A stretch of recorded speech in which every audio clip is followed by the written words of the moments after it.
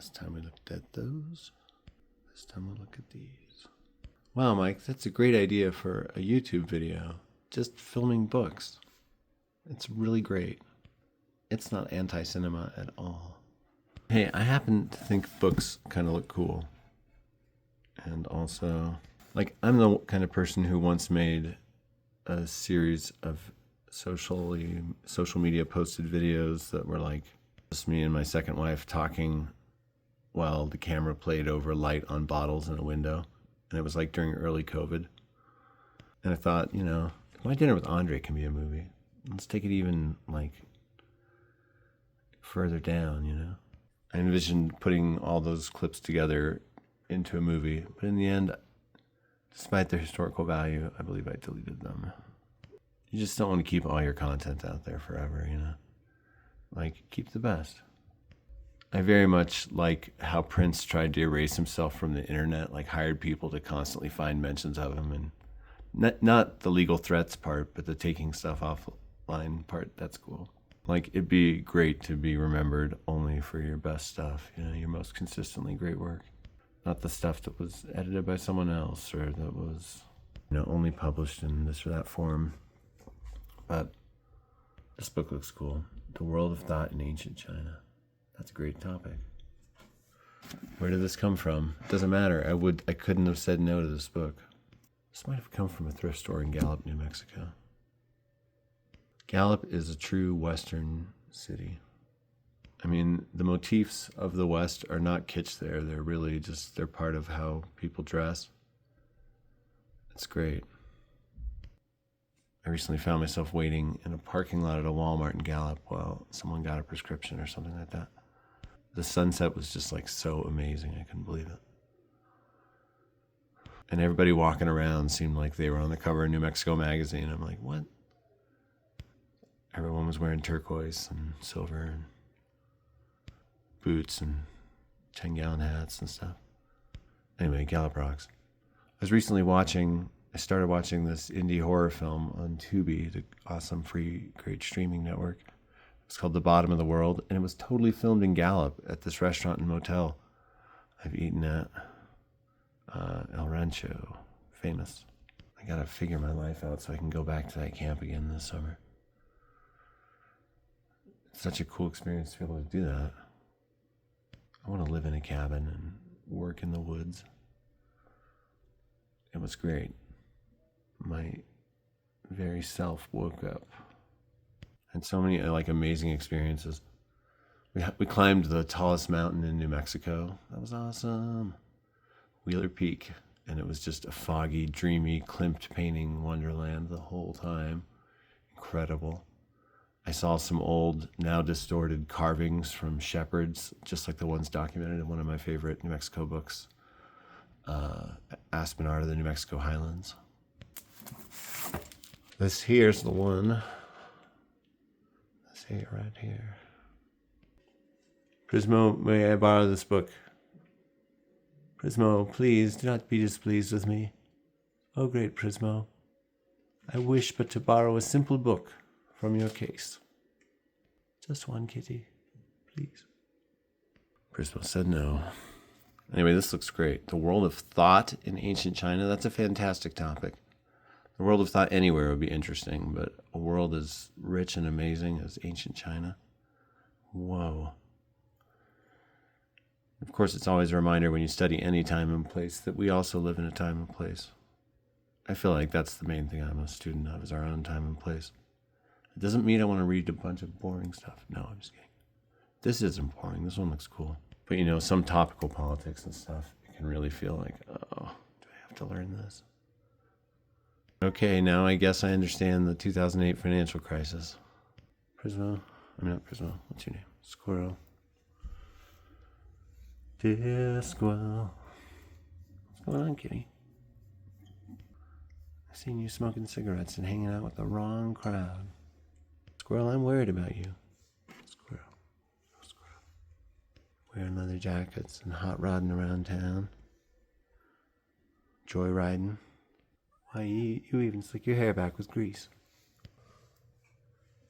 I'm worried about you. Are you sad because you can't go inside the painting?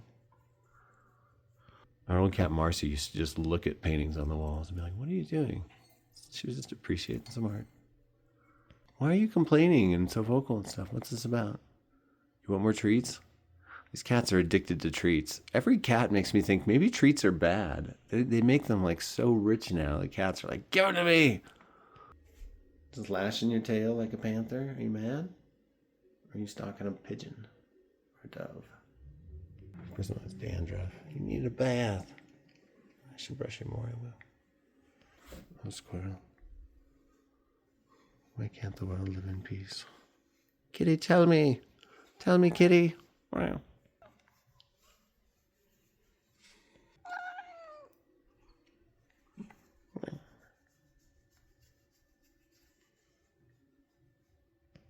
Squirrel is like seeing a portal or something. Squirrel, paintings aren't real. You can't go inside them. This isn't Narnia. All right, you think you can get down without breaking something? Okay, this is like a personal family joke, having these two next to each other. I'll explain. God is not great. Why be moral? Those two titles put together, because they were on a shelf together, just by coincidence, I think, became adapted into a song lyric in my daughter's band, Sedation. God's not, or your God is dead, so why be moral? But it's not exact. But I know that she's told me it was inspired by these books on the shelf. And yeah, hers is all, your God is dead, so why be moral? Squirrel loves it. I was just like, Squirrel, I love that song too, but you played it 100 times this week on your tiny stereo. Squirrel loves flesh. Anyway, I like Christopher Hitchens. He's a cool mind. My friend / mentor, Sally Denton, she was friends with him.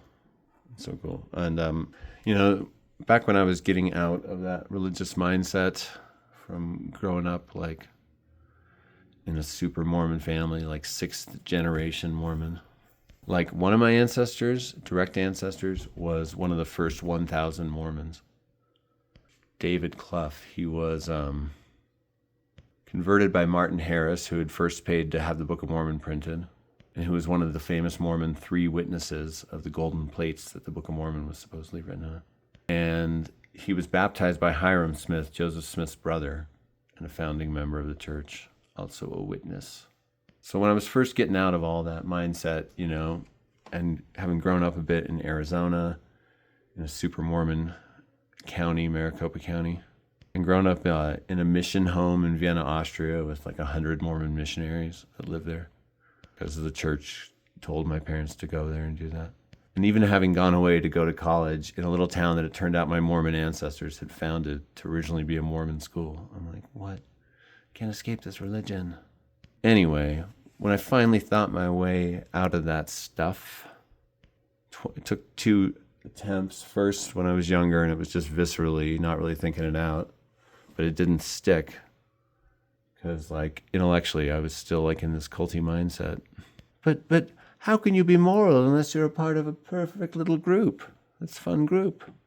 Like, why did I ever think that? I remember telling my friend Tim that, and him just being like, what? That's nonsense, man. Of course you can be moral without being in a specific group and having a specific set of beliefs. I'm like, but you can't be saved. You can't go to the highest level of the celestial kingdom. Anyway, because I grew up so in that, I was kind of disappointed by a lot of this book, because anytime he talks about Mormon stuff, he gets things just egregiously wrong. Like, I know the characters in the Book of Mormon, and he gets them all wrong. He's just, like, dumb with the names and a few different facts. I'm like, that's wrong. Like, I'm all for, like, a good little work of anti-Mormon writing or whatever. Because for a long time, I wasn't even allowed to read that stuff. And I, like, self-censored in not reading it even. Oh, it's anti-Mormon literature. Anything critical of the church. That's a classic cult technique, labeling anything critical to be anti-literature and the work of Antichrist, basically. But then when I was researching my book about Lake Powell and Glen Canyon in Utah and Arizona, I had to read a lot of early primary Mormon documents and things about Mormon colonization, and I was like, oh, these are like a bunch of humans bumbling around in the desert. You know, this is this is kind of a farce. I don't believe this. Anyway, what was my point? That when I was in that phase of getting out and away from the stuff like this was really like refreshing to read and good. Even like The God Delusion by Richard Dawkins. A lot of these people, like Sam Harris, they might have asterisks by their names because they've had weird chapters at times that have been like Islamophobic or just kind of boomery in Dawkins' case. And Christopher Hitchens was like sometimes like a neocon, maybe always a neocon. Like I ultimately came to think like politically this guy's kind of got something I don't like. But I think what he is like classic British Empire, honestly. And I'm allowed to call that in every way because that's my ancestry. British, French, German. Most of my American ancestors came over with the Puritans, I believe. Maybe not most, some of them. Who knows? Some of them.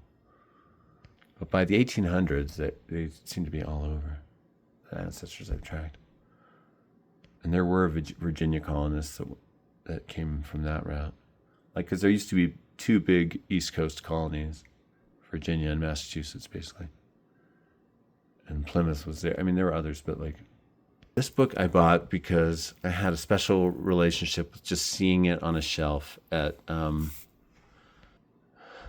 wonderful all-time classic bookstore, House of Sarah in Cambridge, Massachusetts, on Cambridge Street in Inman Square, back in the early 2000s, back when it was being named Best of the City in various alternative weeklies. I was fortunate enough to have an office to organize this nonprofit hike across the country in the basement of this amazing bookstore.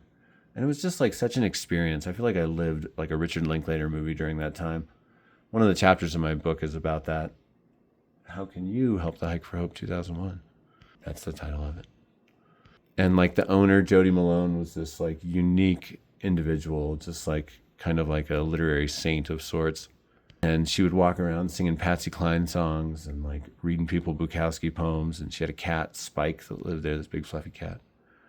Anyway, when on the stairs down to that basement office, which I was going in and out all the time, I also worked just down the street at 1369, this kind of famous coffee house that used to be a jazz club.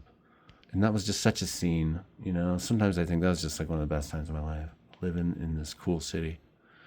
This book was always right above the stairs down to downstairs, so I always saw that spine. And even though I never read it, I was close enough to my religious upbringing at the time that it kind of troubled me, you know. And I thought, like, I kind of feel this inclination to go away from like belief in God in the sense that I've had it. And yeah, why are people moral? And it's a really interesting question, and I bet this book takes an evolutionary look at it. I've still not read it. I think it's a little bit on the academic side, but I can handle it. I've taken philosophy classes. I'll read it sometime, because these are good questions to ask. I like when people turn over every rock, you know? That's cool. Not a lot of my like atheistic and skeptical books survived the big purge of my collection from 11,000 books down to 3,000. I think it's about 3,000. I honestly don't know. There seem to just keep being more books. So that was an estimate at one point. Okay, I love etymology, and this interests me on a purely etymological reason, but also it seems like cool history too. The Stranglers, the cult of Thuggee, and its overthrow in British India. This is where the word thug comes from. I want to know that origin. That's crazy. And it was this apparently very violent group that was, you know, say what you will about them, I guess, one of those maybe. But they were really anti being colonized by England. And then the rest of it, I think, is just kind of like an exploration of color. It's like a description. Texture, color. It's really beautiful, actually. Hypnotic. No, it's a book about whatever, it says here. Just leave me alone. I don't know what all the books are about. Okay, here's a book I have for 3 different reasons. 1, look at it. Oh my God. The Outermost House. This is a beautiful book. This book is an objet d'art. So much so that you have to use the French term. It's old, that's cool, but that's not one of the 3 things. It's beautiful. But no, I also have it because I believe this writer was the husband of Elizabeth Coatsworth. Elizabeth Coatsworth wrote this wonderful series of books, all out of print, except I think the Enchanted survives on print on demand and maybe a small publisher once in a while. It's amazing. Anyone who's experienced The Enchanted knows it's just one of the coolest books ever written. Originally published in 1951, The Enchanted. Yeah, it's about, here lie the upper and lower enchanted streams, the dead river, the two enchanted ponds. Here deer changed into bears, singing, and crying voices are heard, which issue from no human throat, and music sounds where there are no instruments. Even today, loggers and hunters talk of these matters as realities. This book has such a magical tone to it. I think it's got like literary magic going on. The series is The Incredible Tales. And this book, when I read it as a kid, I remember like slamming it shut. Like, it was too magic. It was too intense. It finally got weird enough for me. No, it was just, I felt it on this like deep, crazy, impactful level that great works make me feel, like the ending of Montana Gothic by Dirk Van Sickle, or the ending of The Morning Watch by James Agee, or the ending of The Great Gatsby by Scott Fitzgerald. This one seems to have an additional component. This feels like a true book from a more fantastical world. And I remember kind of staying away from it after I read it that first time because I'm like, that's powerful magic. And I knew that it was different from like anything else that I'd read. And anyway, flash forward to many, many years later, and I'm a father, and my kids are of an age that would appreciate this book. And I would read it to them. And every time I got that exact same feeling. And yeah, you know, I don't want to say too much about it, but it's about somebody acquiring a horse farm in Maine. There's no horses on it anymore or anything. It's just overgrown. He could turn it into something if he wanted.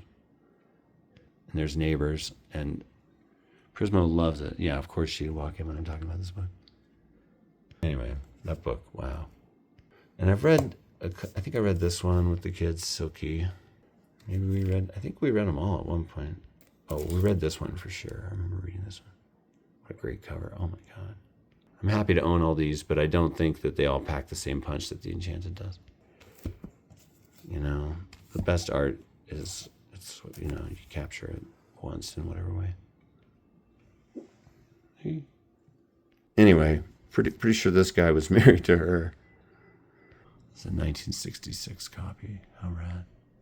Prismo, why are you making that awkward pose? What's going on there?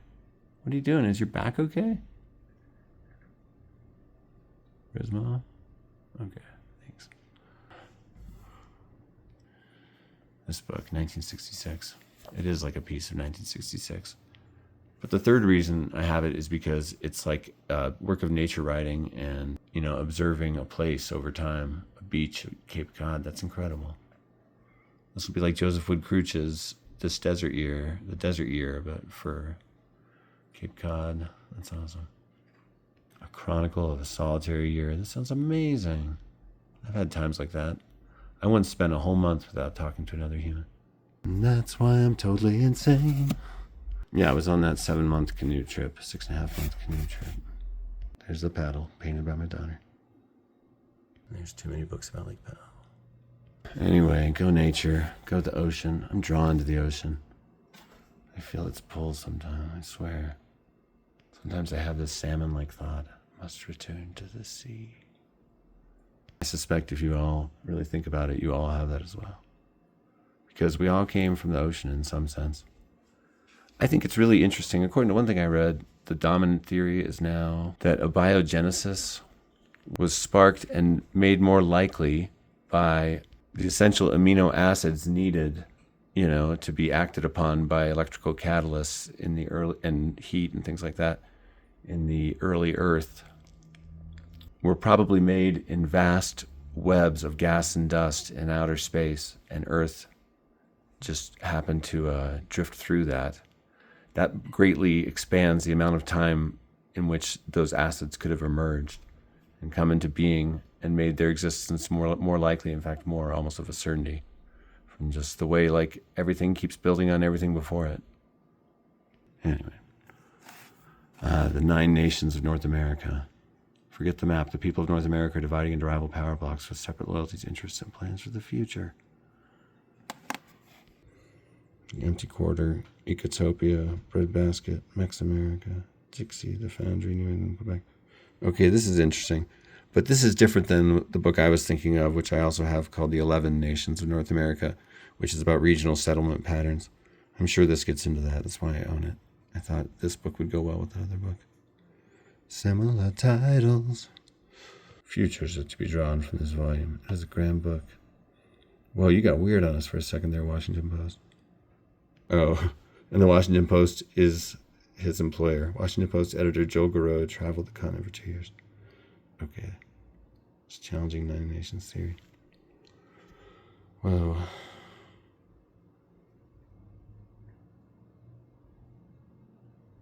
Could serve as a socio-political textbook if it weren't so much fun to read. Sorry, I went quiet. I'm experiencing toothache.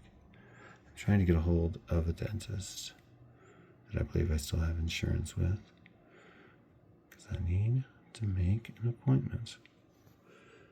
In the meanwhile, I sit here theorizing that I'm a puppet of a higher self that needs me to suffer.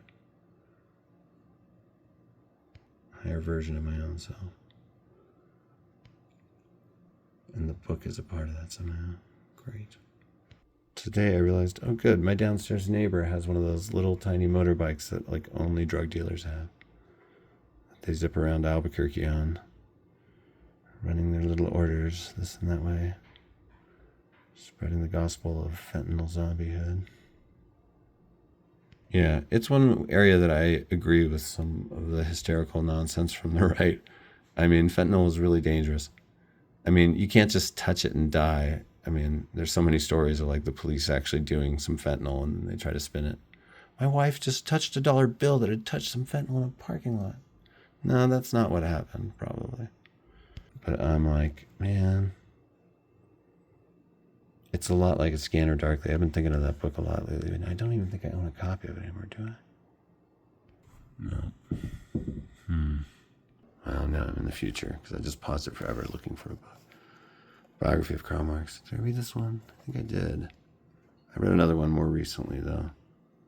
I am going to read more Marx. I've read the Communist Manifesto. I'd like to read Das Kapital.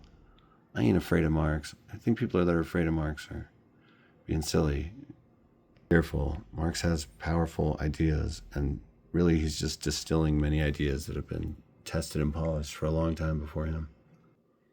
And, you know, it's pretty compelling stuff. Logically and dynamically presented. He's such an interesting figure to me, too. He's like, so many of the figures I admire that are like people that are like mega truth tellers or like thinkers for a while, and it's just something is pouring through them, and then they have these horrible ends. Like Nietzsche having a decade of catatonia at the end of his life, while his sister dressed him up and paraded him around with fancy mustaches and capes. Or Marx succumbing to boils. He had just like, have you ever seen somebody completely covered in boils? It looks like, knowing that that's not only unsightly but also painful, it looks like pure suffering. I've seen 3 people. One person I saw regularly at a job I had. I truly fell for them. Like, I would probably become a shut-in if I was covered in boils. Prismo, how are you so wise and cute? I mean, dear Prismo, can I have something from the fridge? No? That's a no. Same as the book, huh? But I can pet you. Look, that book became a decoration. Because let's be real, I'm not going to read this book about Lord Nelson. I don't care at all. I mean, it would probably be kind of interesting, but yeah, I'm probably going to skip the Lord Nelson book and keep it as an object. Prismo. Oh, sorry. Anyway, have read, we'll probably reread. It's kind of a beautiful book. I like that orange. Politics, biography. 1978. Oh, wait. 1981. Cool. Yeah, what a figure. I mean, he's such a figure that he's like gone beyond what a figure is, you know? He's more about the effects of his words. It's crazy. Like, so many countries have been inspired by him to revolution and the formation of governments.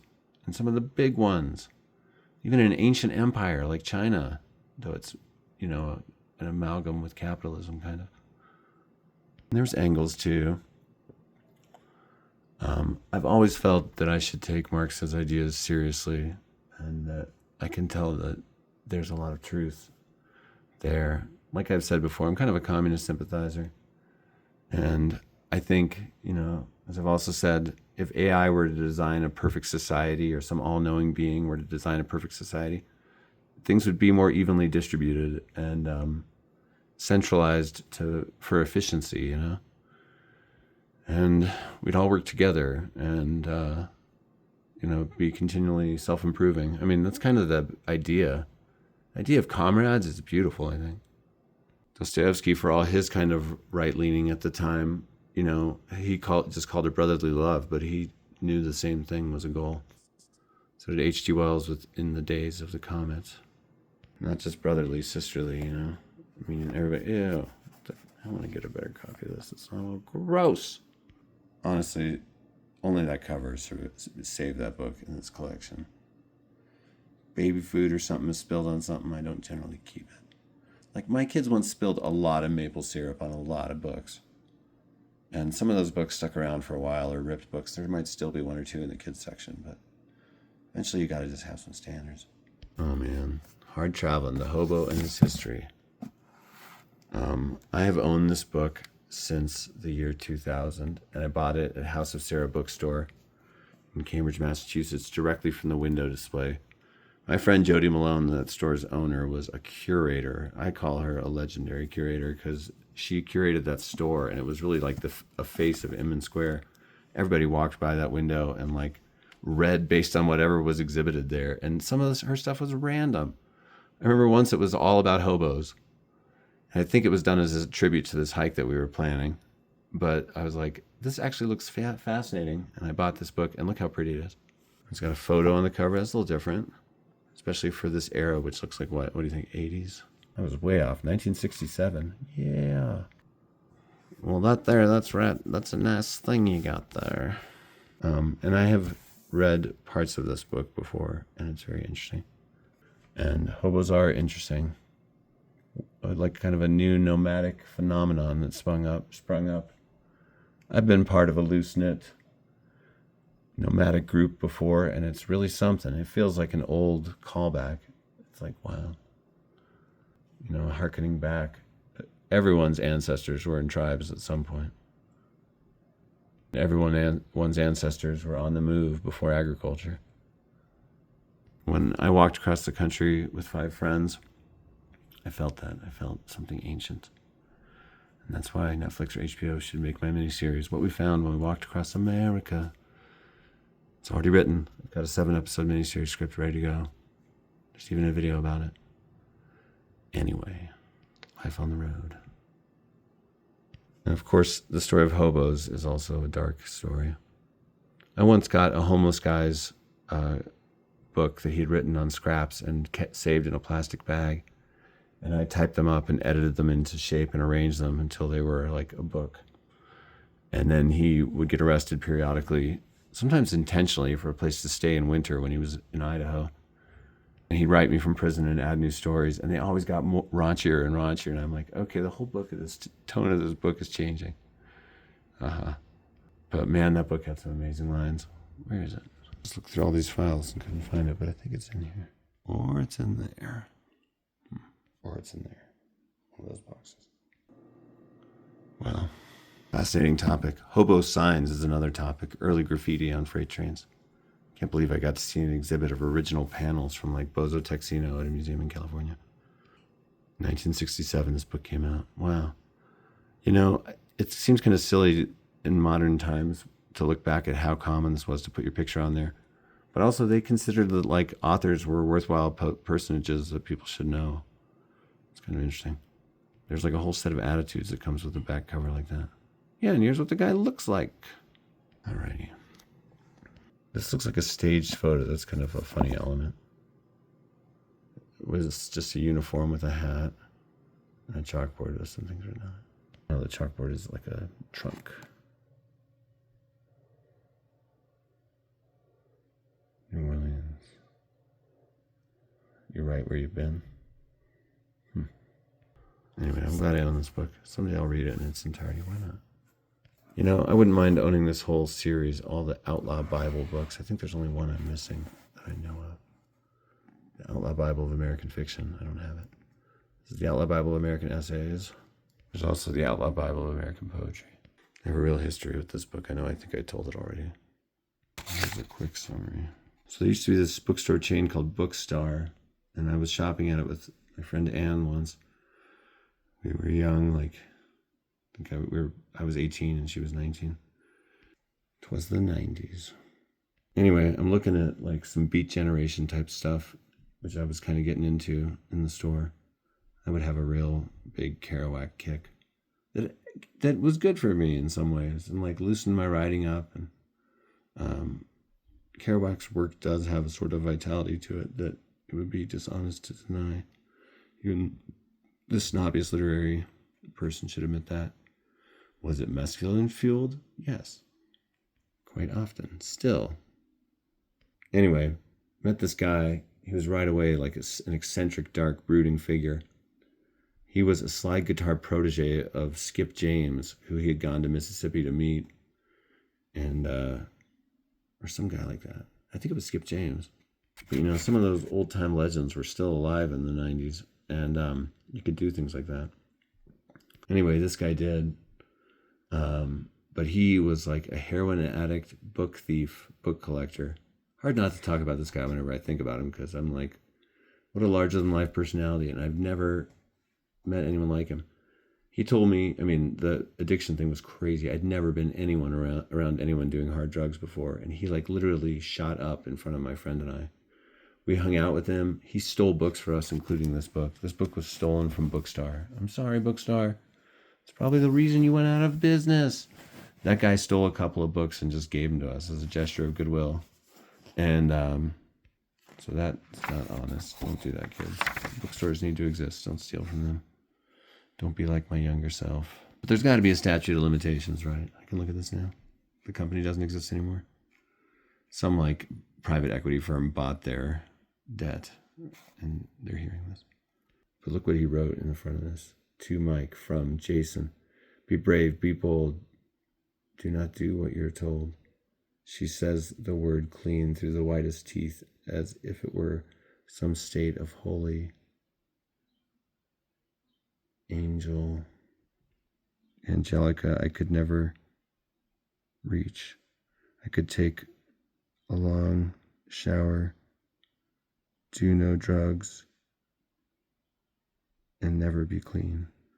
Onwards on your life's travels. They say it takes a whole lot,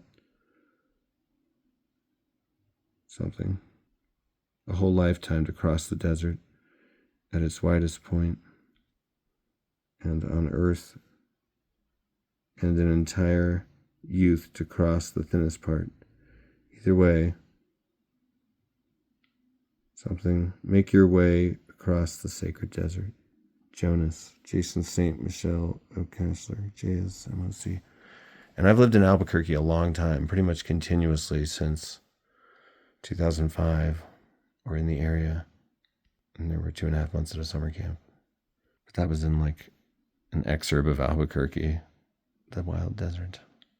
Anyway, make your way across the sacred desert. That's beautiful. I love that. He was a really powerful, amazing, and tragic figure that has stayed with me. My friend and I were blown away. We were both still kind of like, I don't know, I was viscerally pulling away from religion. She was still a bit religious. She is again. But I've never heard of this guy since this time. And I've asked around and I've looked for him like on Facebook. That's not even the book I was looking at. And I didn't even talk about the book. Oh yeah, it's got poetry from Outlaws. It's kind of a narrow canon if you ask me. But some of them are amusing and good. It's not so much about literary quality as it is about attitude. It puts the poet, San Francisco poet Jack Michelin on a real pedestal, like the king of the outlaw poets. That's interesting. It makes choices, but it's like convincing. And you're like, is this a canon? It kind of is.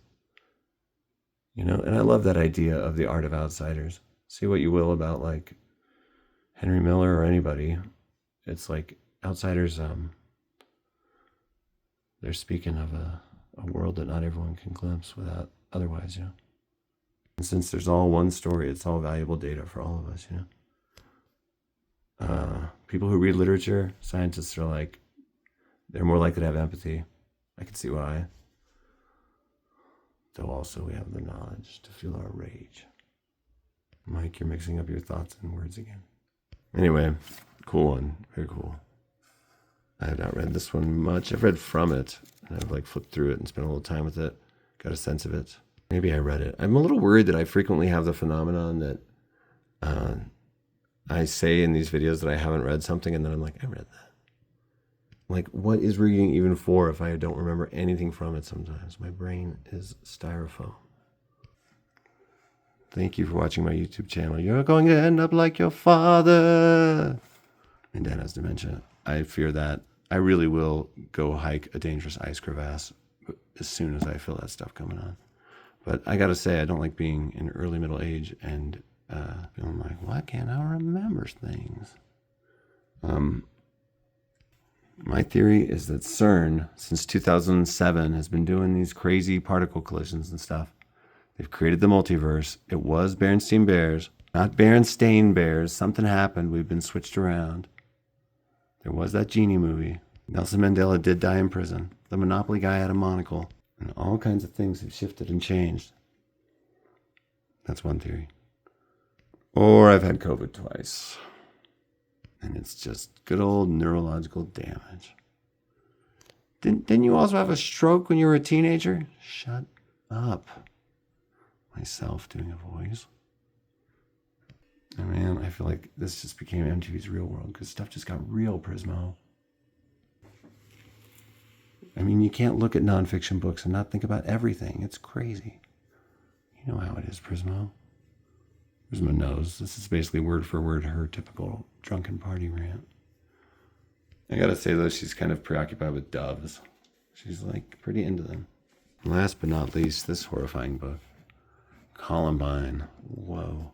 First of all, this book, look how beautiful the cover is. I mean, okay, I know I'm saying this about a book about a recent school shooting, but it's still an object. And also, I know the 90s aren't that recent, but, you know, modern times. Oh, it's not quite a wraparound. It's one of those gutless near wraparounds. Commit to the bit. I don't know. I guess sometimes you only have so much material to work with, but still. I still love this book design. Maybe I took off a half a star for that back thing. But also, I'm not rating books based on stars. 5 bags of popcorn. That's what I rate everything. That's from the classic multimedia masterpiece on cinema, at the cinema. To call that a show is like, I don't even know what it is. It's a million different YouTube channels and shows and Oscar specials and spin-offs, and it's a world. A live televised trial. Anyway, Mike, focus. Columbine. First of all, I remember when this happened. It was really the first. There was still already the idea of mass shootings. I've thought about this. But it was going postal. That was the idea generally, you know. And if you look at the history of mass shootings, there's one in the 30s. In fact, the one in the 30s was very similar to Columbine because there were bombs involved. In Columbine, though, the bombs didn't go off. These kids were the lamest posers of all time. When I read about Dylan and Eric, I'm just like, I can't believe you two have a fandom. You're the lamest kids I've ever read about. You know, the kids are not all right. I've seen some very not all right kids in my 3.5 years as a substitute teacher. And I've learned that no one should be a substitute teacher for 3.5 years. That's why I'm getting my alternative licensure license so I can become a full-time teacher as soon as possible. Start making some money. Prismo. Hi. Every time I film Prismo, I have to pet her. This is how it works. Otherwise, she's like, what is this thing you're waving in my face? I don't think she quite gets it. Anyway, I was in Alaska, living in Soldotna, working in Kenai, South Central Alaska, and this happened. And I remember I was in a cafe with friends and they were goths, these two goth girls, and they thought it was so great. They were like, awesome. We always wanted to kill all the popular kids. I hope that's what they did. And I was like, oh my gosh, my friends are so messed up sometimes. I was just like quiet, like, oh my gosh, my friends are intense. And I was like, no, the details were horrible as soon as they came in. Anyway, this book is really disturbing. This is narrative history and journalism that moves at a narrative pace. And it's great. I mean, gosh, keep having way too positive a tone and talking about positive things like book design and so on about this book, but it is a very excellent work of nonfiction. It's well written. It documents something major. People love to dispute what he is about. There was a trekker at Cottonwood Gulch that was really into the topic and read like all the books about it. And she said she thought this one gave the parents too hard a time. But the parents were neglectful. I mean, they just like, their kids had notebooks, many notebooks full of like Nazi symbols and plans to do the sorts of things that they did. We're setting off bombs all the time. I mean, I know kids can be wild. I was a little wild. My son does stuff like water ski in a parking lot behind a truck with his friend on using orange traffic things as skis taped on. I'm like, that's so insane. They get ideas from social media and they go out and do it and like, you're having a good time. But, you know, that's dangerous. But I'm like, please, I do try to put the fear into his brain. But this tells the story of these two messed up kids and this horrible thing that they did at their school. And, you know, it's a huge historical impact. I'm having a little bit of like gun trauma, PTSD vibes right now, standing here looking at this. I don't know if y'all know, but my house was shot up in June of 2022. My then house, back when I had 11,000 books. Anyway, my daughter got on the radar of the wrong freaking person. This horrible guy that was probably he had dated her briefly, been awful to her. I didn't find out until later the extent of it. And I'm like, you know, I went into like hang 'em high mode. Anyway, and then so this guy was probably getting initiated into a gang, came and shot up our house. And was trying to kill my daughter, we think, because they tried to get her out of the house first by knocking on the window with a pole. Smashed some windshields. It's great. No, they didn't smash the front window that time. So then the cops tell us to get a restraining order or protection order. We didn't even have to call the cops. 6 neighbors called the cops, they said. But they didn't really do much with it. I think the cops in the part of Albuquerque I was in are kind of under the thumb of gangs, frankly. There's no way that you could allow, if you had the good intention to actually rid a community of crime, that you would allow a trap house like the one that was in my neighborhood to continue the way it did. And it did eventually get busted. I don't know to what extent, but it's been a lot quieter over there, even though I know some of those people are still there. And I actually interact with them sometimes. It's pretty wild. Because Albuquerque is not a huge town. You never know who's going to be at a gas station across your path in this or that place. Also, I don't know. Some families have like big dramas together. And I don't know. I go big mythic writer mode so fast. Cosmic dance mode. Anyway, so we got that protection hearing. Our house was immediately attacked again. Windshields were smashed. Tires were slashed. It was a full-on attack on the house. The front window was smashed, I think. Oh, and all the vehicles. My kid's mom lived across the street from my then wife's house. It was like a really cool civil arrangement that we had for 4 years. I saw my kids all the time because they would just run in between the two houses freely. And fortunately, the night of the shooting, when 8 bullets went into our house, Ann and I was sitting up and in a corner. She was kind of out of the path of the bullets. Cut a diagonal. Went through a poster of Freddie Mercury and Brian May from Queen, and she always says they saved her life. Also through a linoleum lino cut print of a house overgrown with trees that I gave her framed a long time ago from a local artist and friend, Cecilia. What was her last name? Records music as, I want to say Tree Shadows. Oh, I really thought I still had her tape. Dang it. That must have broken or worn out. I listened to it all the time. Star Canyon, that was her band name. I actually think that tape's just somewhere else in a box or something. I think, honestly, I've read this book 3 times. That's messed up. That's a negative test on my character. Mike, why have you read that book about Columbine so many times? Well, I honestly think it was research related every time, except maybe the first time when it was just like curiosity. Maybe once it was just, I like to read and reread nonfiction. Once you know a topic, you don't like, if you read a book, you don't capture all those facts like a Lemony Snicket character. It's like his name. Anyway, so we got the protection here, hearing this other incident happened. Then we had to go through some Zoom meetings where we had to like look at this creep face to face while he smirked at me and had a rich lawyer by his side.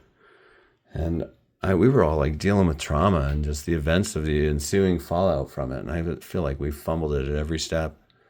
And some of that's on me, I know. But anyway, the protection order was, some of it was also on like, I couldn't get APD in Bernalillo County, the sheriff's department, to share their information. Like we had all this ring camera footage from all these neighbors and like comparisons of trucks and stuff. And I feel like we had lazy, not good police that didn't care or are corrupted by gang ties or something because they just didn't do anything.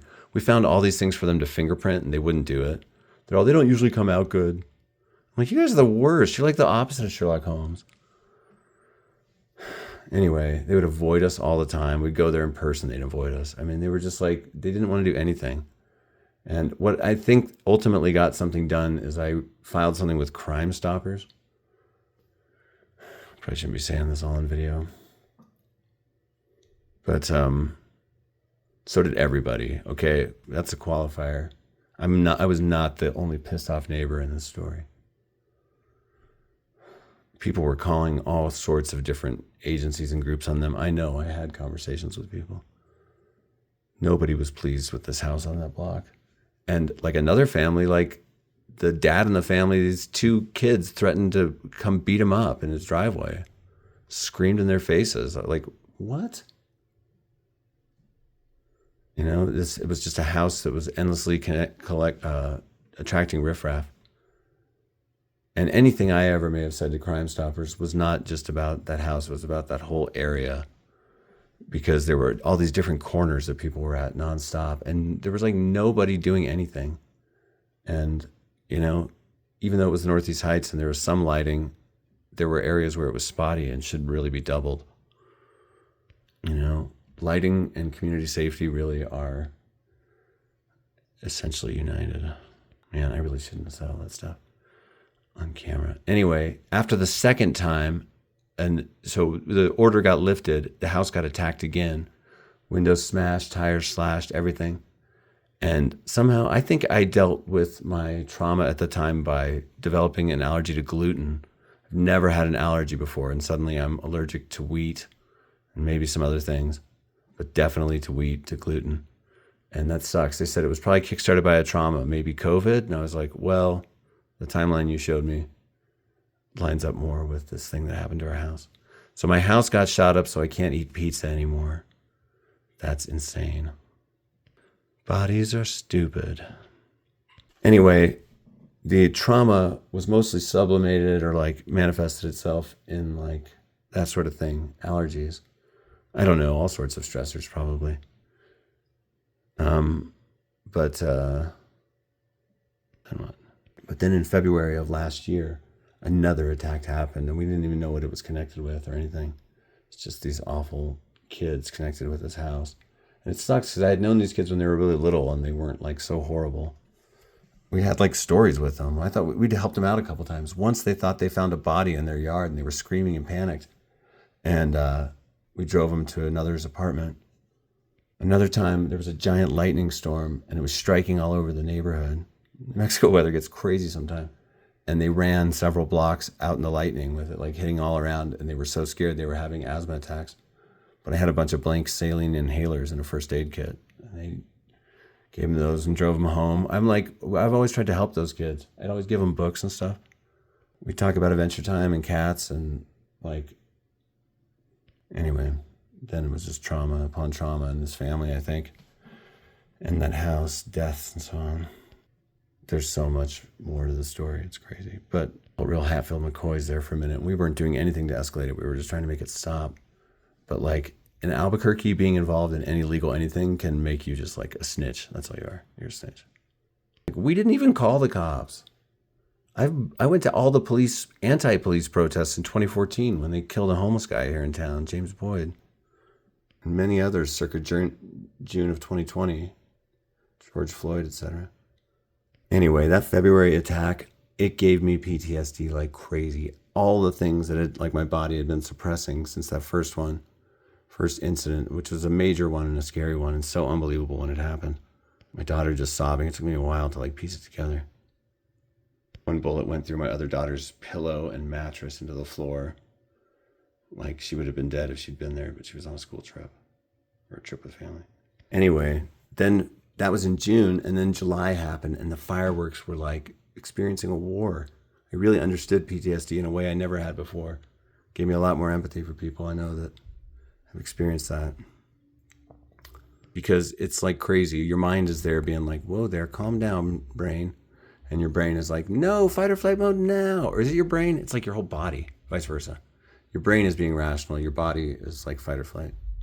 Anyway, this book now has like a dark aura a little bit because I really do have that gun violence PTSD. Like I was trying to finish The Sopranos when all that was going down. And it's like a masterpiece of a show and I wanted to see it all. I've been like trying to watch it all for like 3 or 4 years. But then there would always be like a machine gun fire part. It would make it impossible. Anyway, this is a horrible tragedy. When I was in Alaska, there was this local band that we all loved called Dynamo Hum. They were like a folk trio. It was a bongo drum, and they wrote great songs. I still have a CD from one of those people. David Boyle. Local live music is sometimes the best music, even in out-of-the-way places like Alaska. But this guy, George, who was the bongo drummer in that band, was really shook up that day at this cool old Russian coffee house. Russian church turned into a coffee house in Kenai, Alaska, right next to the ocean of Cook Inlet. Waves always wild there. And the line of snow-capped volcano mountains off in the distance. Anyway, we would all stand outside that place and talk. And that day, everybody was talking to George, and George was on the phone with his brother. His brother had been under a picnic table in the Columbine High School. He happened to be there. And he was really shook up, and I was like, I couldn't believe it. And everybody was kind of comforting him and shook by it. Then later, my third Alaska Columbine memory, my then girlfriend, this young hippie woman named Tatiana, who had been raised Jehovah's Witness, and I'd been raised Mormon. We were an interesting pair, living in hippie sin, traveling around the land of Alaska, hitchhiking like it was the 60s. We were like obsessed with the 60s. It's kind of funny.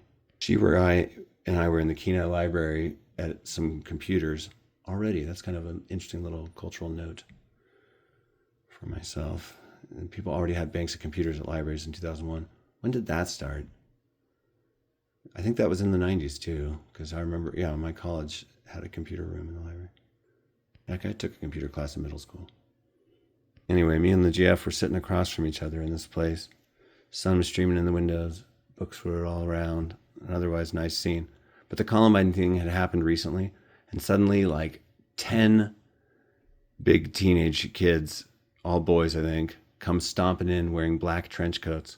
And the thing at the time was that the killers in Columbine were part of a trench coat mafia. But it was just some nonsense they wrote about in their notebook. And there was really no larger organization. But it has inspired a lot of what I believe Webster defines as douche lords to follow their suit. Sure, black trench coats have an allure, and certain movies make them work. And at the time, that was such a like heavily weighted signifier. And I remember looking at Tatiana and being like, "Let's go," and she was like, "Yeah." And that was maybe before we traveled together, but after we had been traveling together, we had like incredible road radar. We could tell who was dangerous right away. Like when we both knew when we were in the car with a serial killer one time, and just immediately knew. I remember looking at her and being like, "This guy's gonna kill us." And her glance did the same thing. So reading this book was very popular during my grad school experience. Everybody I went to grad school with, I think, read this book, and it got passed around. And this might have been one of those copies that got passed around. If you ever make a movie about UNM in the late aughts, early teens, this is a book the grad students might have been reading. Maybe more than one. See also The Spirit Catches You and You Fall Down, A Natural History of the Senses, The Perfect Storm, Another Bullshit Night in Suck City from Nick Flynn. Those books were really grad school core, in my experience. Well, if you've watched both these videos, you've kind of watched like a movie's worth of content just about one shelf of a nonfiction bookcase. Put those together, slap some credits on it, give it a score.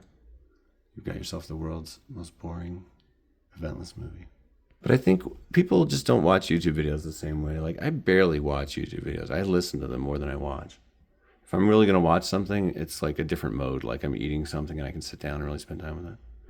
I listen to a lot of like comedy and information and stuff, things that I do like. Yeah, for comedy, sometimes you want to watch it. It draws you. Anyway, this has been A Shelf of Nonfiction. Thanks for watching. If anyone wants to hire me for any writing or editing or anything like that, I swear I got skills. I do. And, you know, I am but a lowly serf at the employ of whoever will beckon. michaelfarrellsmith@gmail.com. That's me. Send me an email. Say I'm writing something. I could use your editing advice and insight. I love to like discover the good in the work and draw it out and make the work super powerful, you know, to the best of my ability. If you watch my videos, you know I can at least talk the talk, or talk some other talk and go off and digress about something else. But can he walk the walk? Yes. Yes, I can. I can. I really can. And kids are so cute. They still are. But they were cute then too. It's different. They grow up. They become young adults. Yeah. So hire me for writing, for whatever. Editing. Maybe you have a cool idea. And you want, you know, to just hire someone to do the daily tedious stuff. I love that idea. Collaboration sounds cool. And did I mention that all my work is magic? It's guaranteed to make you famous. Guaranteed. A little fairy told me so. I lied about that. But it is Kitty approved. You bless it, right, Kitty? Yes. You bless the book.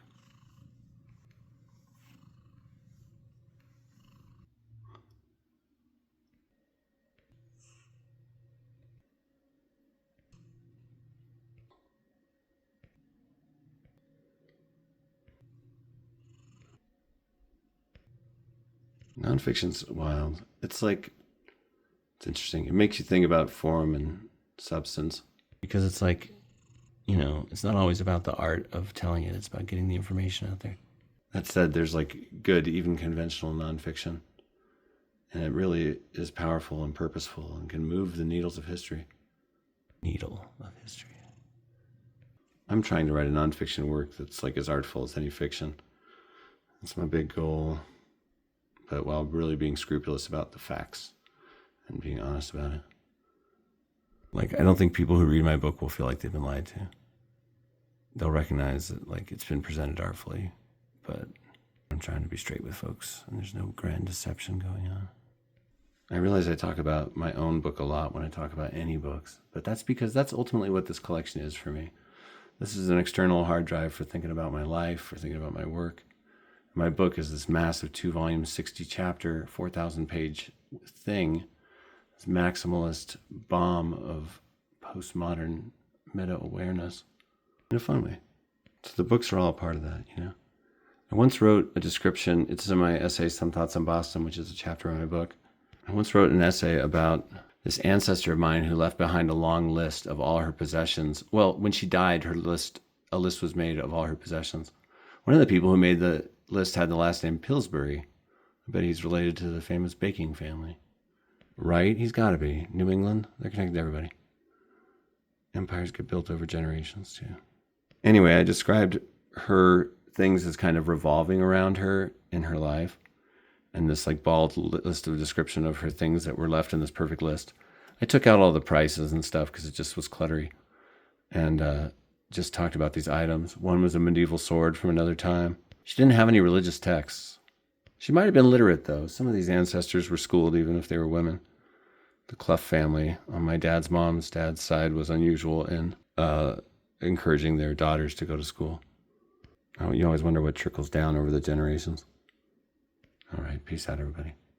Hire me for writing or editing if you have anything that needs done like that. MichaelFarrellSmith@gmail.com. Take care. Rock and roll.